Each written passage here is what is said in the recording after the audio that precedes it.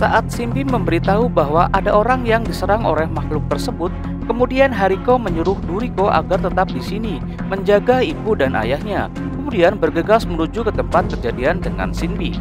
Di sisi lain, makhluk tersebut muncul dan menyerang pria parubaya itu, tetapi aksinya digagalkan oleh Hariko yang berhasil muncul tepat waktu.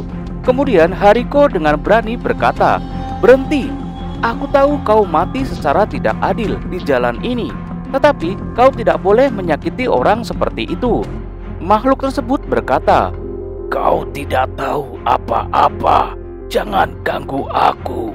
Kemudian makhluk tersebut berubah menjadi manusia setengah rusa.